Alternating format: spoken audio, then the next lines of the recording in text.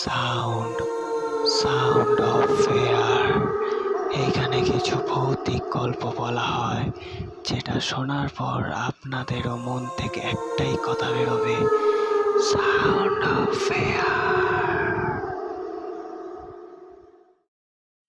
শেষ ট্রেনের শেষ কামরা। বছরটা তখন 2019। কলেজ থেকে বের হয়ে 4 বন্ধু অর্ক, সৌম্য, রুদ্র আর তিথি ঠিক করল পরীক্ষা শেষে একদিন একটু অন্যরকম অ্যাডভেঞ্চার করা যাক। সবাই ভয়ে ভয়ে গল্প করতে ভালোবাসত, তাই তারা ঠিক করল শহর থেকে একটু দূরের জয়নগরের কুখ্যাত শেষ স্টেশন পর্যন্ত শেষ ট্রেন ধরে যাবে। শোনা যায় ওই স্টেশনটিতে রাতে কুয়াশার চাদরে ঢাকা থাকে, আর শেষ ট্রেনের শেষ কামরায় কিছু একটার বাস। লোকেরা বলে ওই কামরায় বসা যাত্রীরা আর কখনো ফিরতে পারে না। অর্ক তাচ্ছিল্যের হাসি হেসে বলল, এইসব বাজে কথা, আজ না হয় নিজের চোখে দেখে আসা যাক।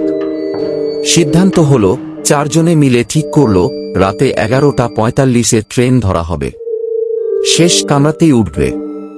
সেদিন রাত 11:30টায় তারা 4 জন সিউড়ি স্টেশনে হাজির। শীতকাল বলে হালকা কুয়াশা, আর স্টেশনের বাতি যেন কেমন ম্লান হয়ে জ্বলছিল। চারপাশে কিছুক্ষণ পরপর কুকুরের হু হু ডাকে গা ছমছম করছিল। যেমন ঠিক করেছিল তেমনি কাজ, ট্রেন আসতেই শেষ কামরায় উঠে বসল ওরা। কামরায় আশ্চর্যভাবে আর কোনো যাত্রী ছিল না।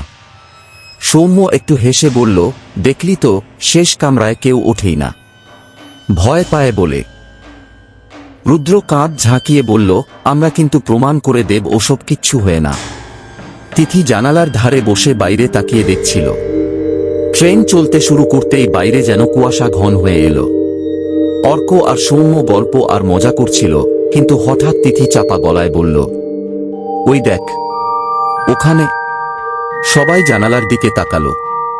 ট্রেনের বাইরের ঘন কুয়াশার ভেতর কে যেন দাঁড়িয়েছিল। অন্ধকারে দেখা যাচ্ছিল না ঠিক মতো, কিন্তু ঘোমটা ঢাকা লম্বা একজন মহিলা যেন ধীরে ধীরে হাত নাড়াছিল ওদের দিকে। অর্ক হাসতে হাসতে বলল, ভূত হোক আর যেই হোক, আমাদের কিছু করতে পারবে না। কিন্তু ট্রেনের ভেতরে হঠাৎ বাতি টিনটিন করে নিভে গেল। পুরো কামরাটা অন্ধকার আর কুয়াশায় ভরে গেল।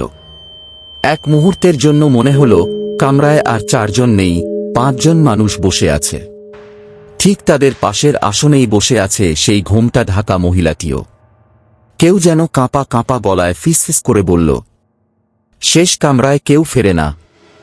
অর্ক চিৎকার করে উঠল, কে কে এখানে? কিন্তু কোনো উত্তর এলো না। রুদ্রর বুক ধড়ফড় করতে লাগল। সৌম্য জানালার দিকে তাকিয়ে দেখল বাইরের কুয়াশার ভেতর দিয়ে যেন অসংখ্য ছায়া ঘুরছে, আর কামরার ভেতরও কেমন অস্বাভাবিক ঠান্ডা হয়ে গেছে। তিথি থরথর করে কাঁপছিল। তারপর হঠাৎই মহিলা তার দিকে মুখ তুলল।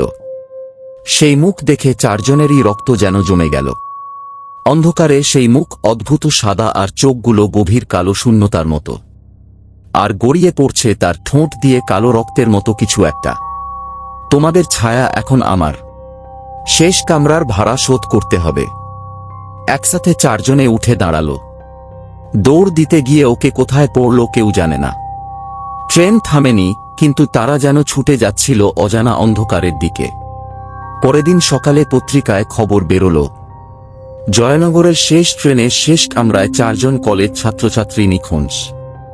শেষ স্টেশনের পর ট্রেনের ড্রাইভার ওদের আর দেখতে পাননি। কামরায় পাওয়া গেছে 4টে মোবাইল, আর আসনের ওপর ছায়ার মতো 4টে কালো দাগ। লোকেরা বলাবলি করল, শেষ কামরায় যে ওঠে সে আর ফেরে না। তার ছায়া রয়ে যায় ওই কামরার আসনের ফাঁকে ফাঁকে। আর সেই ট্রেন এখনো রাতে চলে, আর শেষ কামরায় ছায়ারা বসে থাকে নতুন যাত্রীদের জন্য অপেক্ষা করে। তাদের নাম আর কেউ উচ্চারণ করে না। কেবল মাঝরাতে শেষ কামরায় বসলে কানে আসে 4টা চাপা কণ্ঠস্বর, আমাদের ফিরতে দাও, ফিরতে দাও।